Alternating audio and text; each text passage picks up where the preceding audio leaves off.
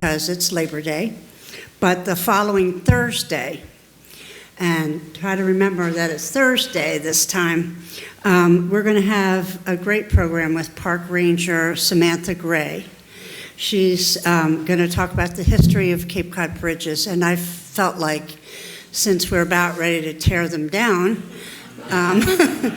we should learn how they were built. So tonight I want to thank our sponsors, and I know at least some of them are here. Lynn and Steve Hesslinger.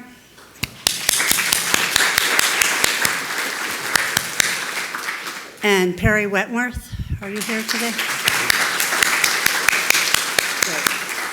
Good. We couldn't do this without you, so we appreciate your support and your help.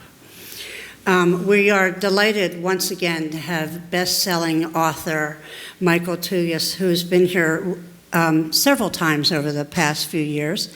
He, with Casey Sherman, who is also a frequent speaker here, wrote Finest Hours. You might remember that. It was a Disney movie a few years ago. Casey and Michael also co-wrote Above and Beyond. If you haven't read that book, it's fantastic. It's about the Cuban Missile Crisis, and I think that Mr. Tougias presented that last year here. He has written autobiographies, biographies, nature books, travel books, histories. Altogether, he's written more than 30 books. When he's not writing, he travels across the country lecturing on his book topics. He also offers inspirational talks and has spoken to companies such as Raytheon, General Dynamics, and others. And he's a frequent guest on NPR, the Weather Channel. You have to explain that one. Fox and Friends, 2020, and more. Mr. Tougias attended Boston College and graduated from St. Michael's College in Vermont. He lives in Massachusetts and Florida and will be a frequent visitor to England, I understand. So may I present Michael Tougias.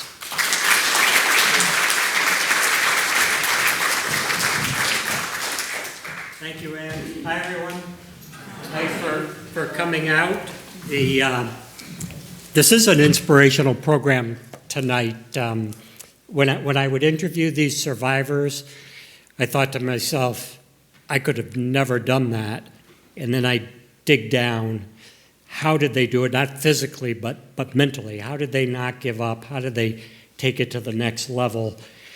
And it occurred to me, why not share their secrets with readers? Tell the story first, and then focus in on one or two techniques they used to succeed. And a little bit about my background. So I started writing books with a New England focus with Eric Schultz. We did a book called King Philip's War, and then I did a historical novel, Until I Have No Country. Then I started doing a book about going down the Connecticut River, but they were all New England focused, and it wasn't until I did my first rescue at sea book called 10 Hours Until Dawn, takes place during the blizzard of 1978, that I got a national audience.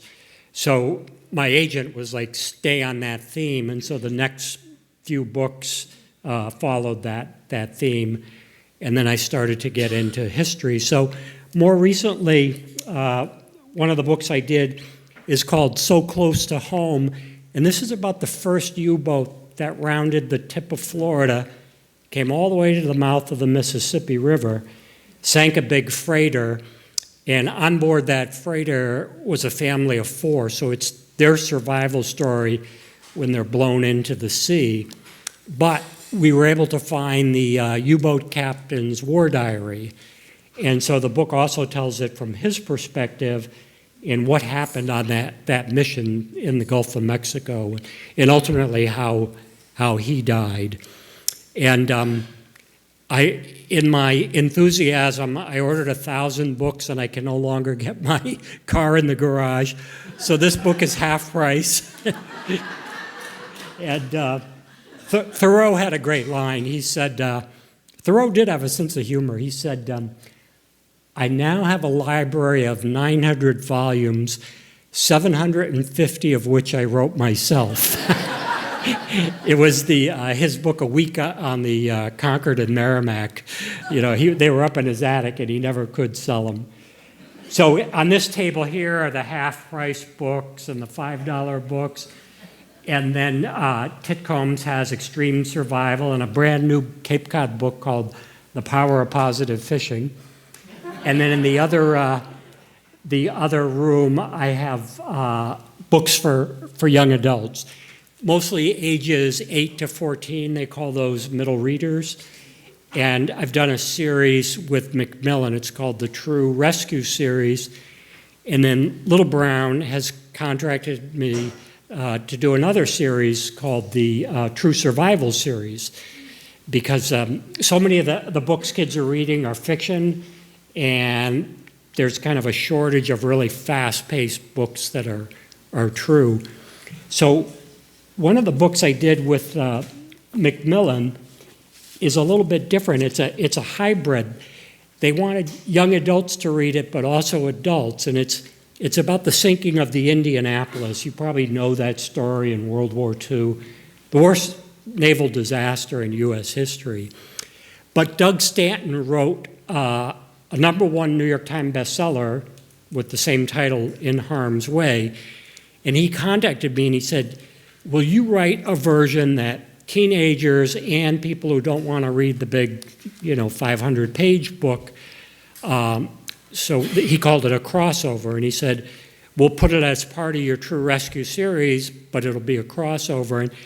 And at first I said no, because I was worried. I read his book, and the research is unbelievable, but the ship doesn't sink until page 110.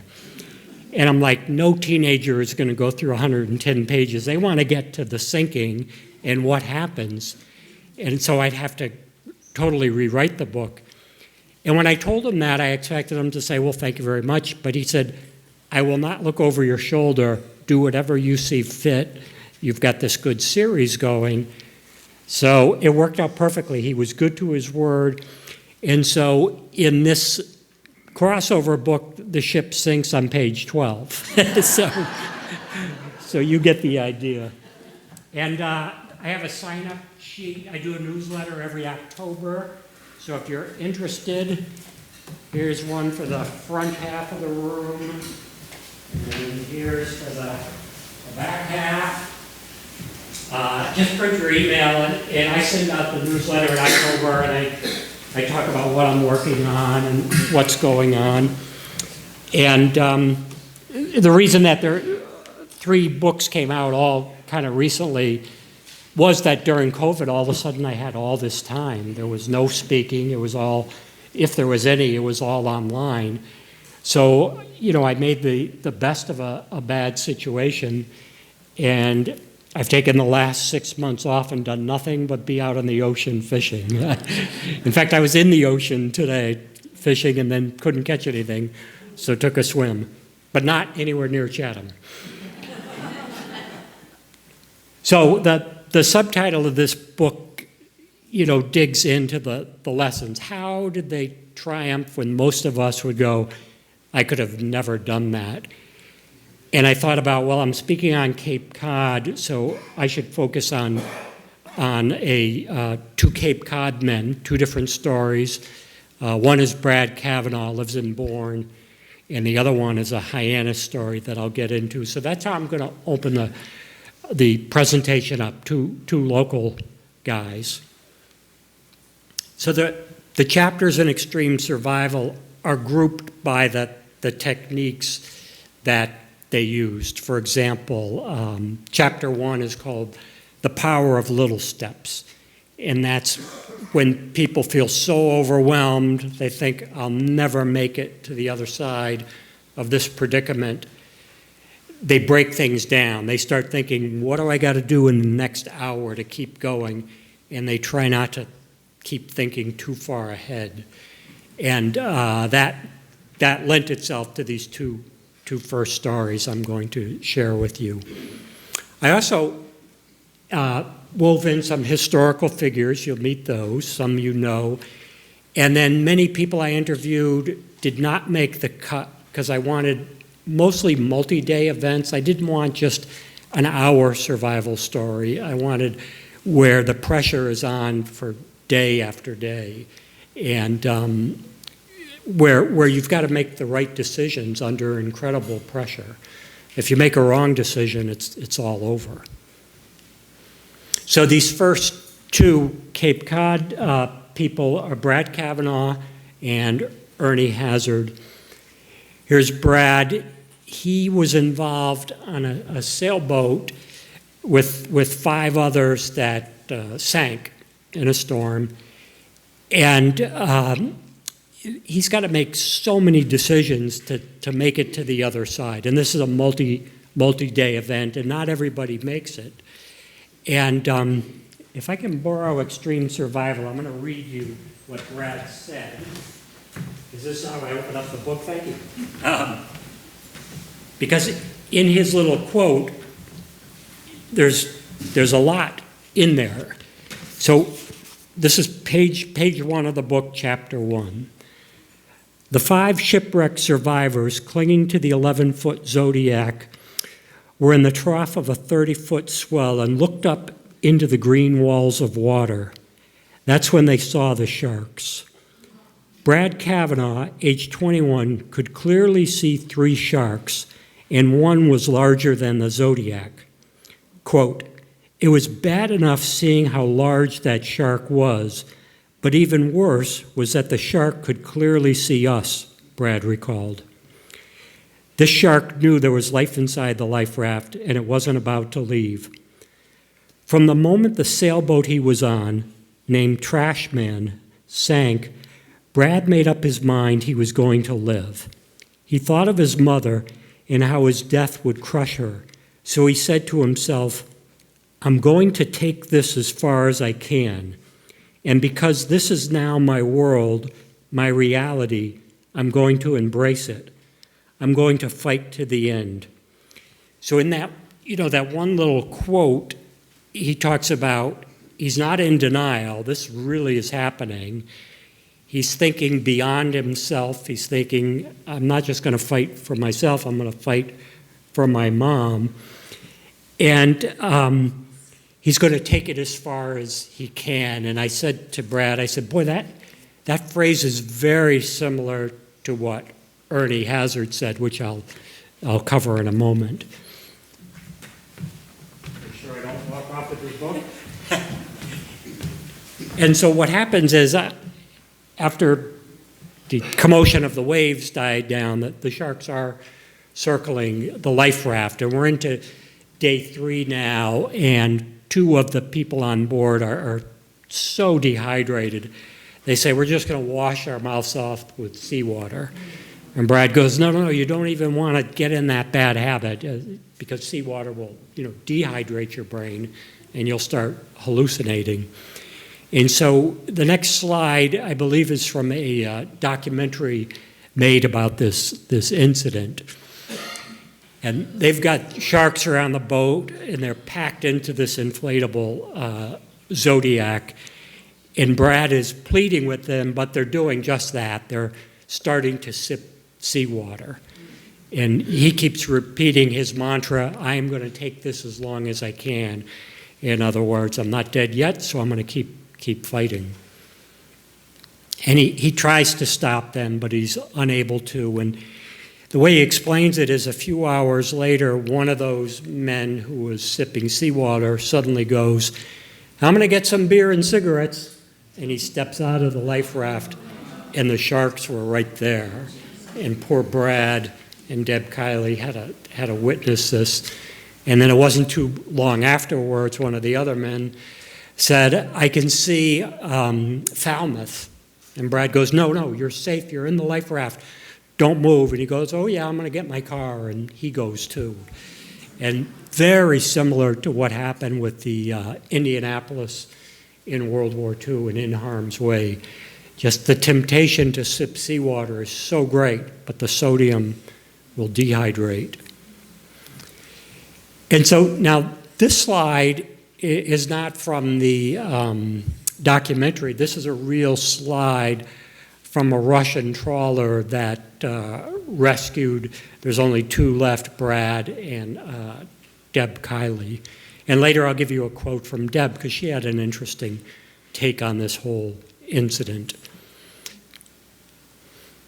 Now, Ernie Hazard, the other Cape Cod gentleman, his boat was leaving from Hyannis, and I wrote about it in Fatal Forecast. And still to this day, of all the survivors I've met, Ernie is the toughest because his event is happening in late November, 250 miles out in the North Atlantic, and he's going through it alone.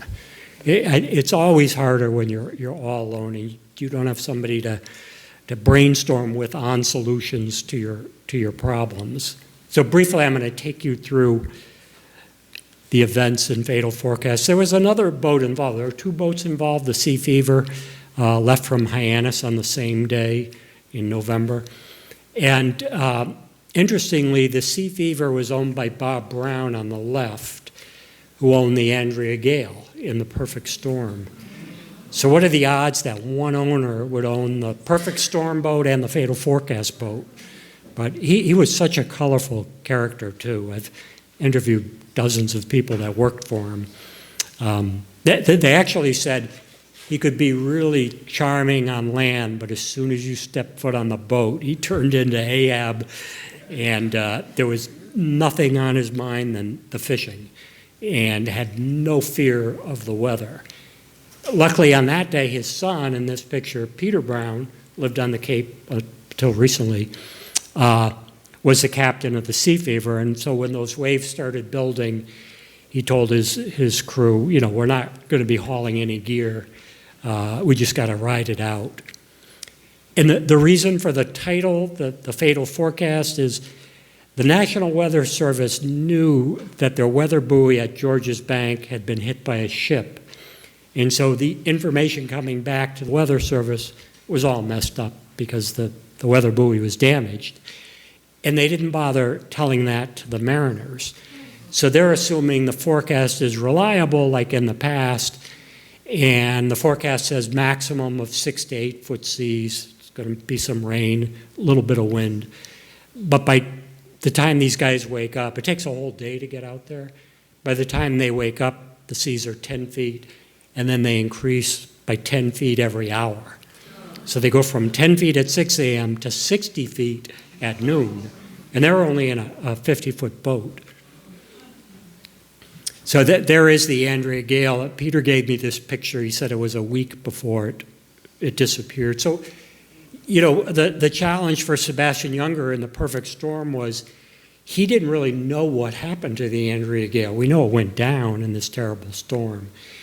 And when I did 10 Hours Until Dawn, at first I was a little bit reluctant because they leave out of Gloucester in that story. But then I realized, wait a minute, I know every decision the men made because someone made an audio tape of everything that was said on the Marine radios spanning a 10-hour period. And that's what really opened the door for me. So Ernie's vessel was called the Fair Wind steel-hulled boat, 50 feet. Here he is, 33 years old, strong guy, but that's not what allowed him to live. It had nothing to do with his physical strength. It was his mental strength. Of all the survivors, he's the one I spent the most time with. 7 straight days at his house. He would work during the day, and then at night we'd have a beer, and I would just turn on the tape recorder. And we'd go about 4 hours each night. Tough job. I remember later Peter survived the storm. He said, for authenticity, why don't you come out with us and spend a week fishing at Georges Bank? And I'm thinking, there's no way they're going to turn around if I get seasick for 3 days or I'm too tired. And I remembered what good survivors have always told me. They go, we don't like to be trapped. We like to have options. So I said to Peter, I'll just do it for 1 day. And it was exhausting enough, as you could see, 1 day, and I was pooped. But the seas are building. This was taken from another boat during Ernie's storm.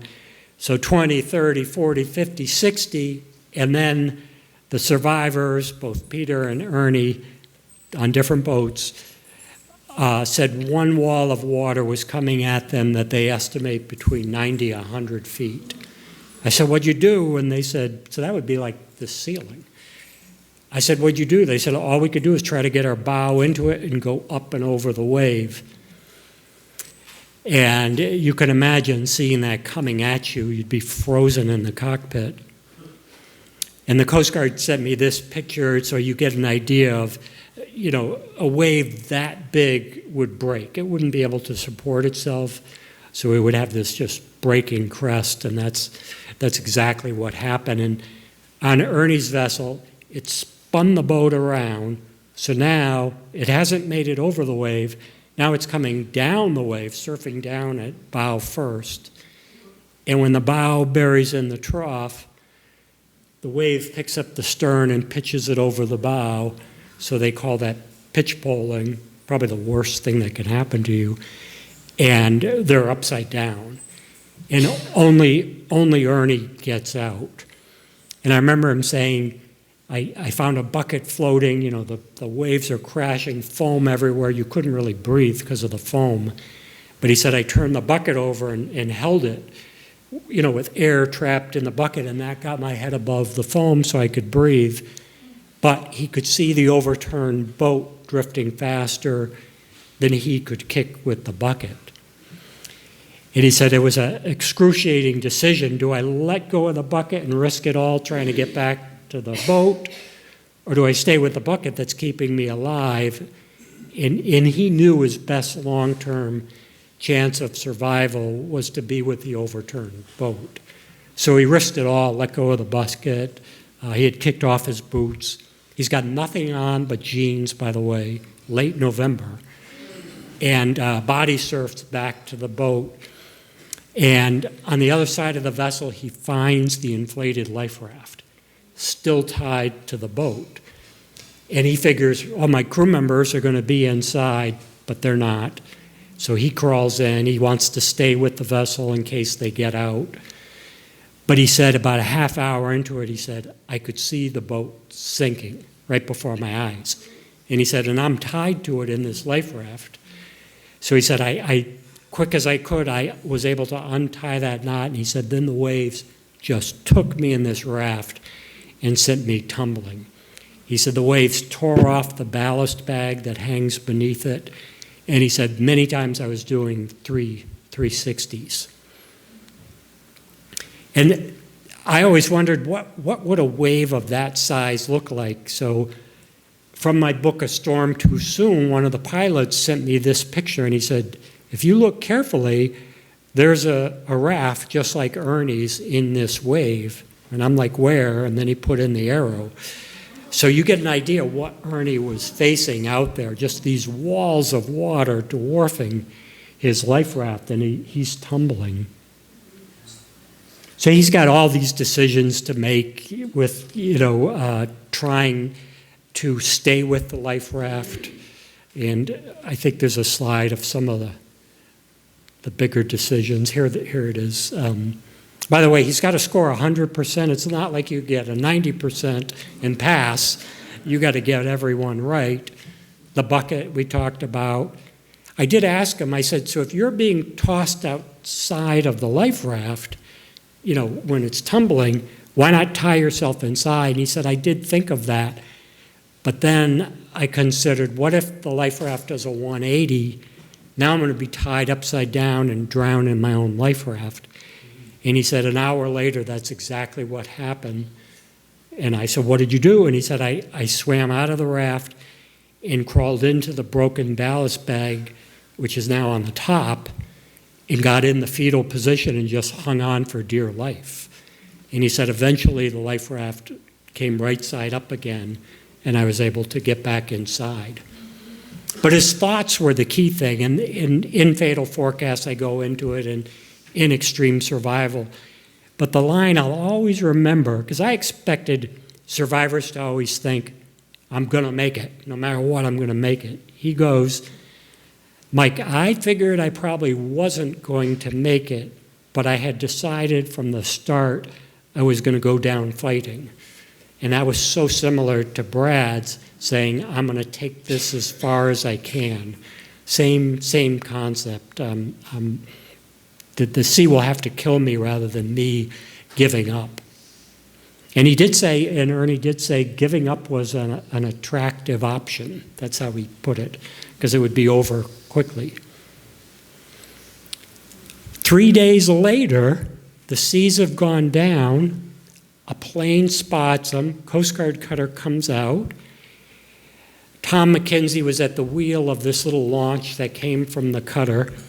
And I interviewed him. Tom was living here on the Cape too. And I said, what was going through your mind as you're going out to this life raft? And he said, I figured we were going to find the 4 crew members inside, dead, of course, because it's Thanksgiving.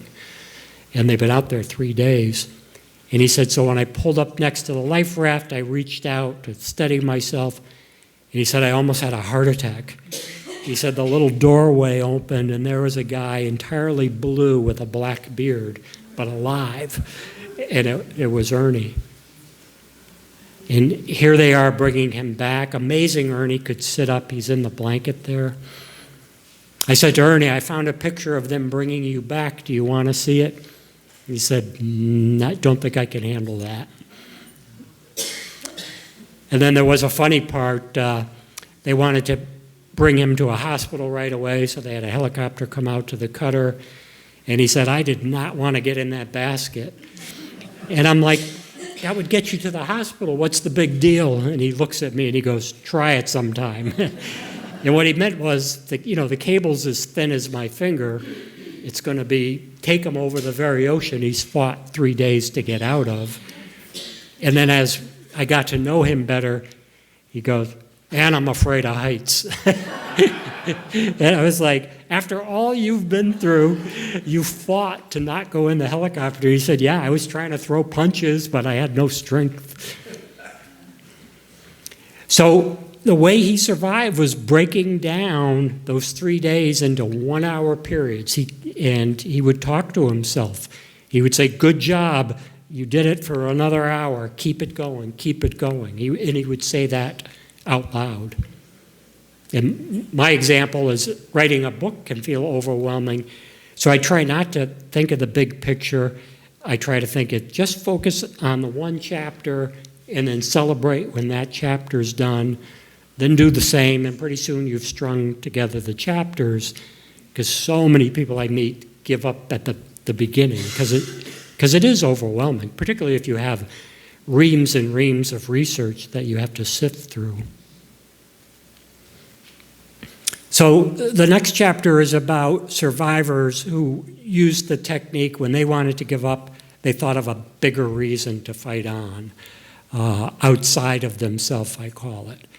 So the first one is the desire to bear witness. Hugh Glass, a mountain man, Alexander Donnet, a Holocaust survivor. And Hugh Glass, that movie, The Revenant, was loosely based on him. He was with others when he was attacked by a grizzly and mauled severely. And 2 men from the party were supposed to stay with him until he died and then bury him. Well, after a couple days, these 2 men are growing anxious that the rest of the party has moved on. This is, heading up into the Rocky Mountains.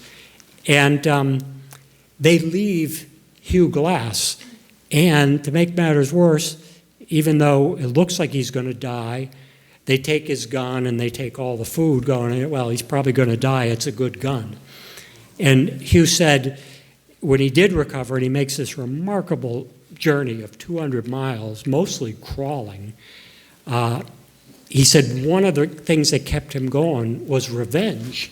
that these guys took my gun and they left me there to die.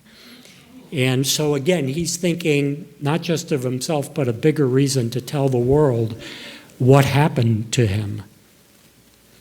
And in the Holocaust, Alexander Donat used the same thing. He said, I was fighting to live, to tell the world, he used the term, to fling it at the world exactly the atrocities that happened to us. I had to live through this to tell the whole story. And then in a very different vein, another survivor who I've gotten close to, Locke Reedy, survived several days in the ocean with his dead captain by his side. He refused to release his captain's body. He tied it to his own. He's in the book I wrote, Overboard. And I said to Locke, surely after, terrifying nights alone just treading water, you had to have cracked. And he said, yeah, there were times I was crying out there. And he said, at the lowest point, when I was going to give up and just end it all, he said, I thought of the one person in my life who needed me because she's young, my 14-year-old daughter. And he said, honestly, Mike, I kept her vision in my head through the rest of this ordeal. And he said, that's the reason I lived. If I didn't do that, I was going to just give it up. And he came off.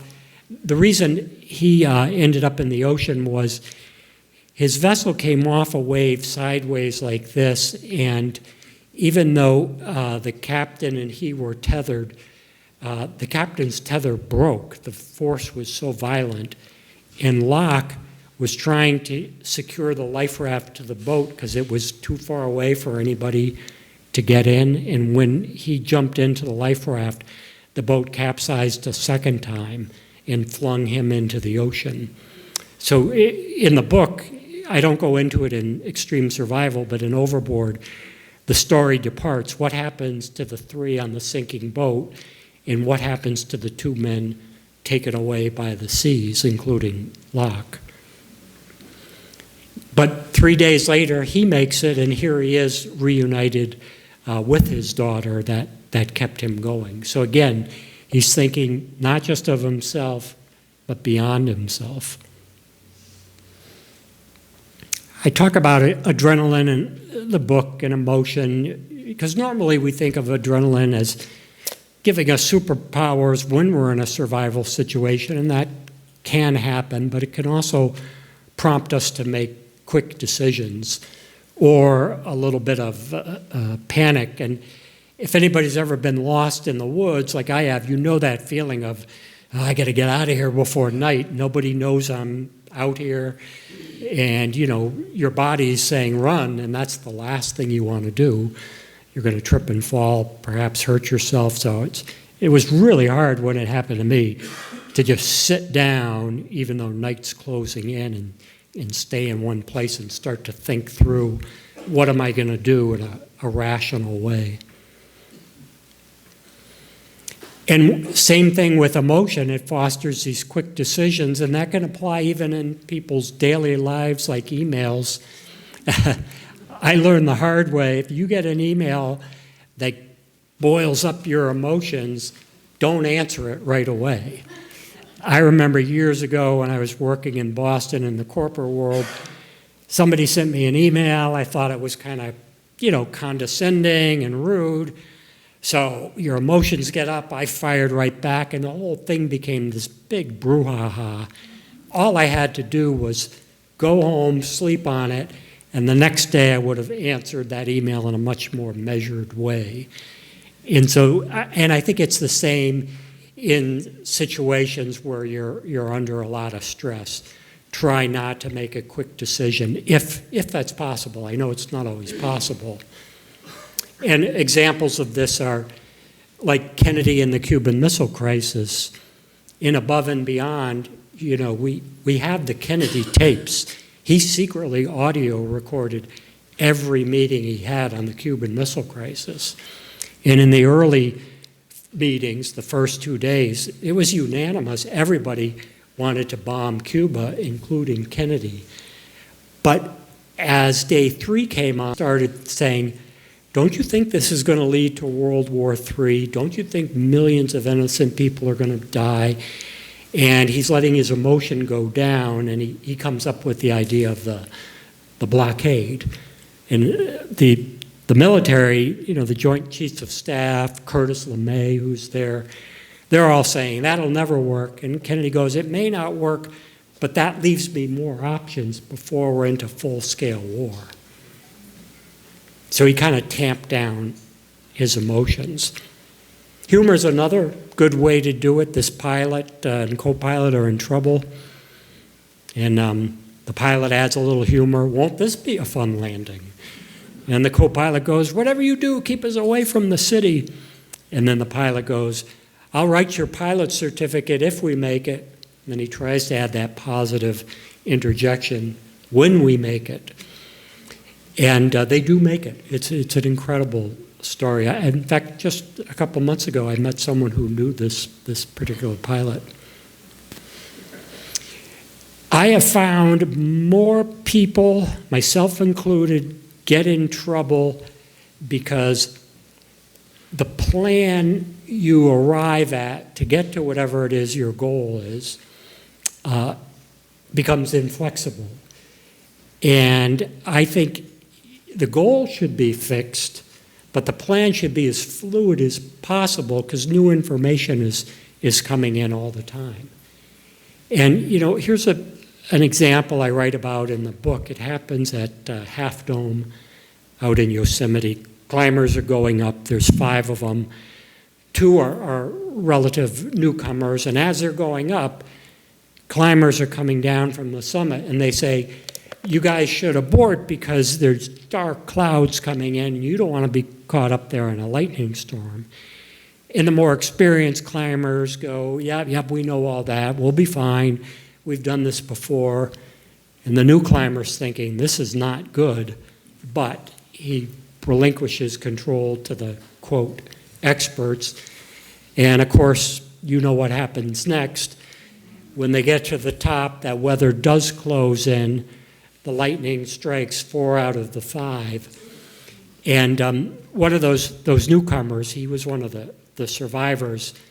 I like what he later said. He said, never relinquish control to others. He felt that peer pressure. And I've seen that time and time again where people have this plan and they won't alter it. And in one instance, I wrote in the book Rescue of the Bounty, peer pressure and the plan come together to form a disaster. All these young people go along with the captain saying, I think we can get around this hurricane, which becomes Hurricane Sandy, the largest hurricane recorded, not the strongest, but the largest. And I think part of the reason was they were young, and when you're young, you really want to be part of the group. Whereas when you're older, had I been with them, I would have said, I'm taking the bus, No way am I going out to sea with this storm predicted to be right in our path. And you can extend this, relinquishing control to questioning the experts. Just because they're experts, you don't always have to follow their advice. And I have found that most of the accidents that involve, the regular people, myself included, I do talk about 2 events in the book where I made terrible decisions and found myself in an awful predicament. And they were both on vacation because you let your guard down. Or you're with someone from that locality who is considered an expert, and you let them do all the thinking for you. So in the book, I write about this gentleman named Donald. He didn't want his last name used, and he said he was bone fishing in the Bahamas, and he said, I have a big boat, and I have EPIRBs on it, and all the safety equipment, survival suits, you name it. And he said, but I'm on vacation, and I hire a guide, so I just do whatever the guide says, and off we go. Great day of fishing, but coming back, we run out of gas. And he said, I asked the guide, where's the spare tank? And the guide goes, there is none. And then Don says, well, call on the cell phone that we're drifting out here. And the guide goes, there is no reception out here. And the boat capsizes, they end up in the water, hypothermic, hallucinations. This slide was taken the next morning. They're sitting on the overturned boat, just frozen. He basically said help came in the nick of time, that we were all hallucinating. And he kicked himself. He goes, I'm the safest boater out there, but I let the feeling of being on vacation, of being pumped up to catch the bonefish, kind of cloud my judgment and not ask any questions. Psychologists who study the survivors say rule followers don't do as well as those people who are mavericks. Same with people raised to be good because they're trying to please others. And I did see a trend with many of the survivors who I got to know, because I'd always ask about their backgrounds, their teenage years.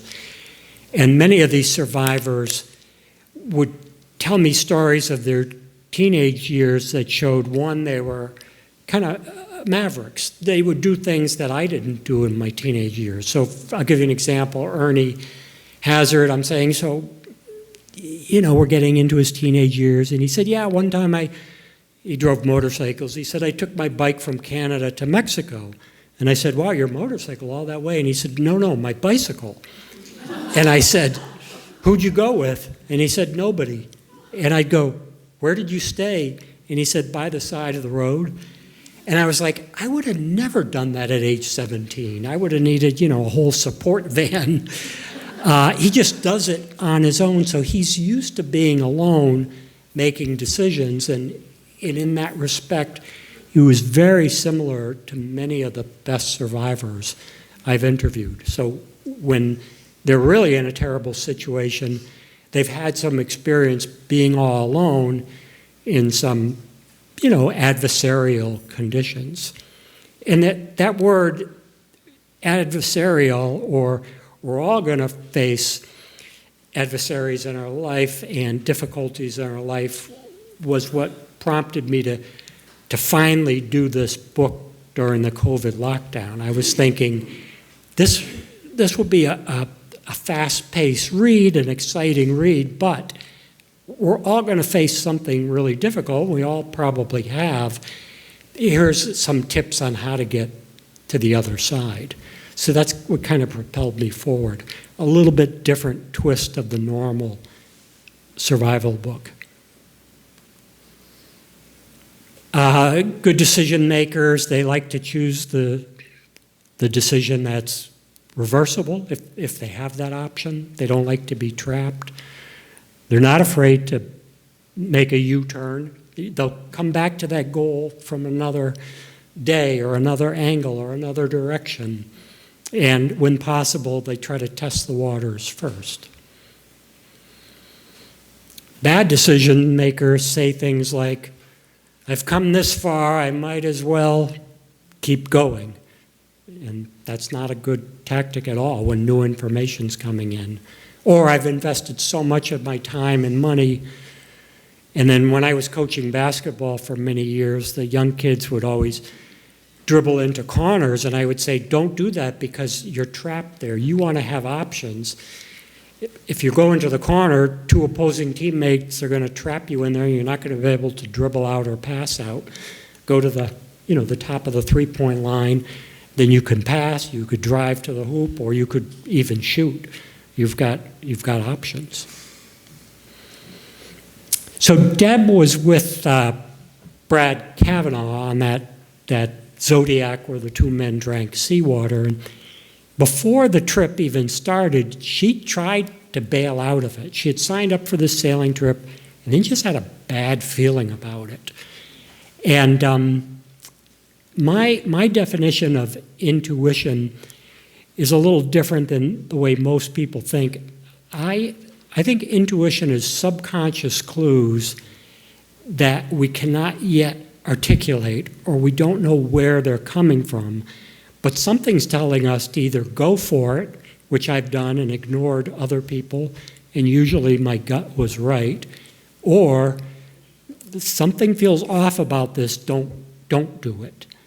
And there's been a lot of research on this, and some MDs even think there's like a second brain almost working in your gut that feeds information, and that's why you get the phrase gut feeling. But whatever the definition is, I always listen to it no matter what. And so her quote there about don't go by pros and cons, go by the feel, she ignored it, got herself talked into the trip even though it didn't feel right, and later she said, after the whole trip started, I realized why I had a bad feeling. It was because the captain acted a little bit odd before the trip, and then during the trip, it manifested itself, he was drinking. And, she kicked herself, damn, I should have listened to my gut. Now we're in this storm, and he's making one bad decision after another, and pretty soon it's just her and Brad that survive. So I always remember Deb for that one line, the list of pros and cons. I don't do that anymore. I go by the feel. So I was reading about, there was always luck involved with these survival stories. That's true. But what is lucky people? Is it something you're born with or not? And this was a really interesting book, and his case is that you're not born lucky. It's you are always on the lookout for opportunities, lucky people are, and they're not afraid to then act on those opportunities. That's what separates people who consider themselves lucky from people who consider themselves unlucky. And then, so I try to keep my antenna up, but also it's good to just try to think of yourself as lucky because you live longer and healthier. Study after study shown that people who think, no, I'm a pretty lucky person, or that we write about in The Power of Positive Fishing. It's a book about friendship and manifesting your dreams. We write about trying to stay on the lookout for opportunities, thinking, and then having one close friend who's going to give you really honest advice. And sometimes it'll be advice you don't want to hear, but somebody who you can count on for their honesty. So like Adam runs a big company, and he wanted me to be on the board of directors, and I said no, because I'm going to temper what I say in front of others, but out on the boat, you run these problems by me, I can say whatever I want. You're going to get a better read from me on the boat than you will when the board meets. This chapter I wrestled with. I wasn't going to put it in the book because it involves voices. And I'm like, I don't know. But time and time again, I would interview people, even a Black Hawk helicopter pilot who said, Mike, put it in what I'm telling you. A voice told me exactly what to do after the crash. And then I realized these three semi-famous survivors all had similar experience. Slocum, the first person to solo circumnavigate the globe, he said down in the roaring 40s when it looked like his boat was going to sink, somebody appeared on the bow and gave him explicit instructions of how to get through the storm. And then the ice climber Joe Simpson, remember this story? He was the one who fell down the crevasse, like 200 feet.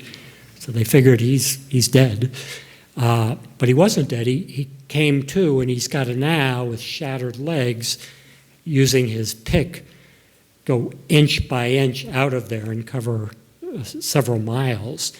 And he repeatedly said that at the lowest points, a voice, not my own, he made that very clear, told him exactly what to do. So where that voice is coming from, I don't know. Is it the internal you? Is it a higher power? But I had to put it in the book because it happens so often, even with the whole endurance in Shackleton's voyage. Shackleton later said when we did that final walk, just three of us, to get help, going up and down over these cliffs, He said, I felt another presence with us the whole time, encouraging us and giving us that push to not give up. So that's what convinced me, okay, I've got to put this in the book. If somebody like Shackleton is experiencing that feeling of another presence with them, it deserves mentioning.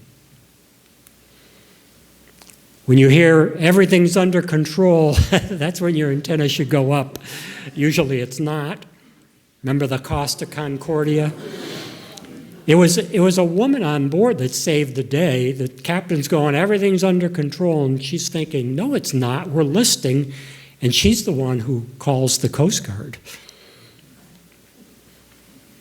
So they focus on the next hour. We talked about Ernie. I did ask him, weren't you worried about sharks? And I'll never forget, he goes, Mike, that's the last thing.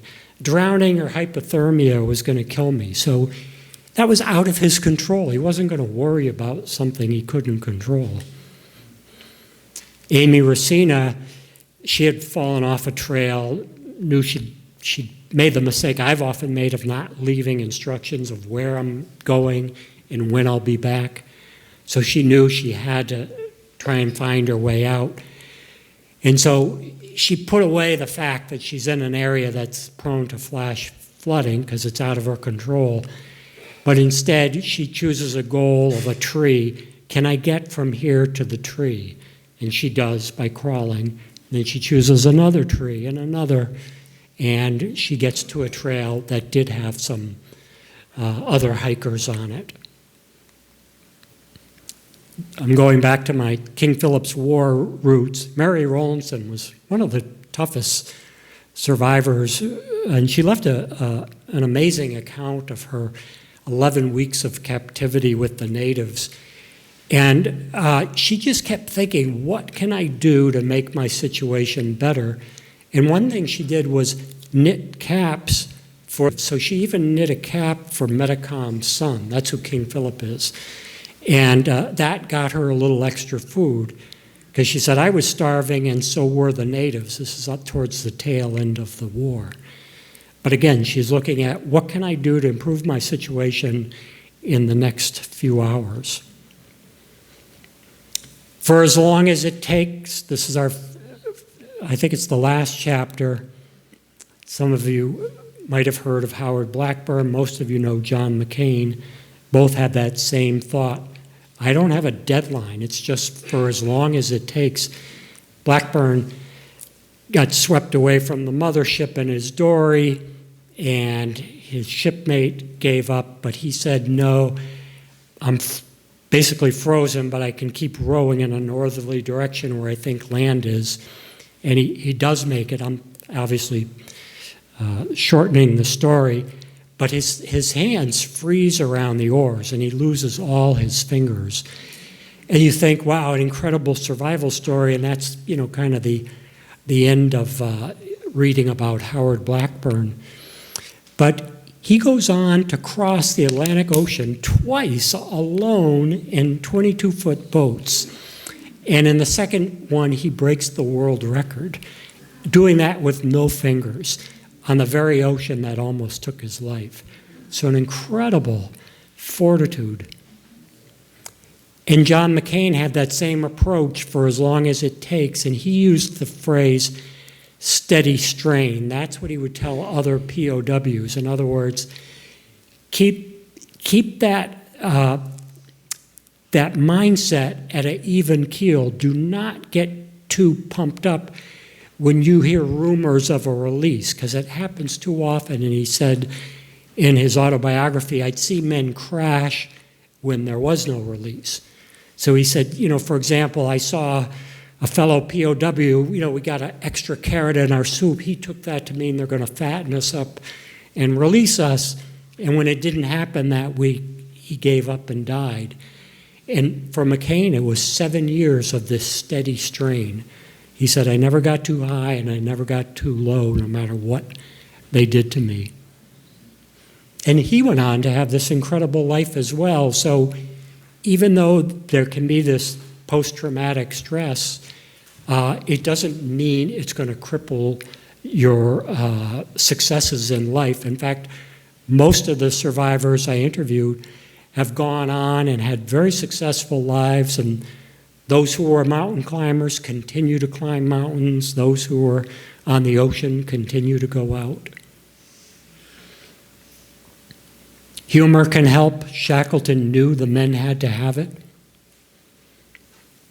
So I figured, I used to think, I'll be happy when, and then fill in the blank.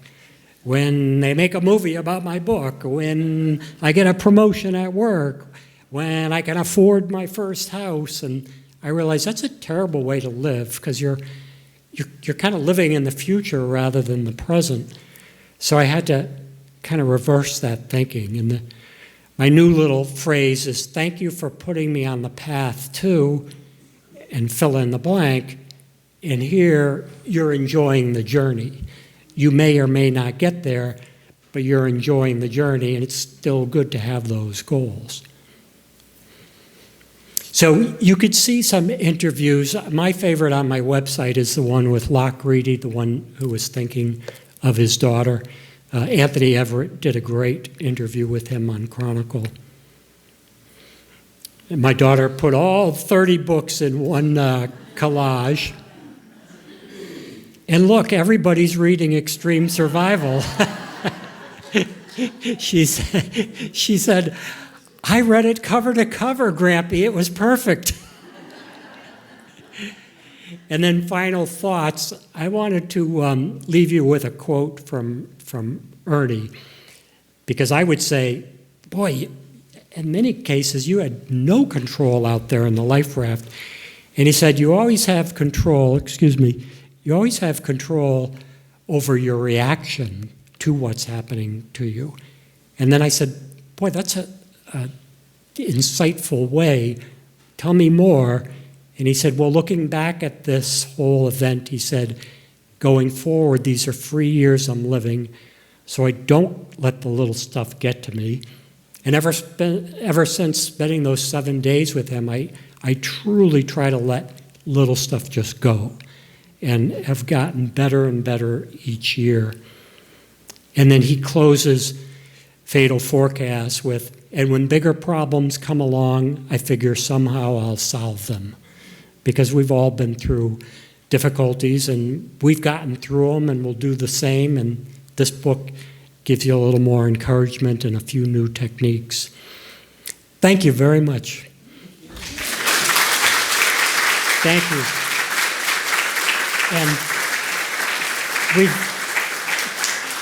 thank you. Why don't I take like 2 questions or comments, and then I'll take more during the book signing, and I know they have refreshments in the other room. You're probably a little shell-shocked from all these stories and the different techniques. Yes? How long were Brad and Deb at sea? 5 days. 5 days. And they started out 5 people and ended as 2? Just the 2. Yep, it was horrific, but he just had that mindset. Nope, I still got a little energy yet. I'm not going to sip the seawater. Other questions or comments? Yep. How many women were on that trip with Deb? One other. So there were 2 women and 3 men. Yes.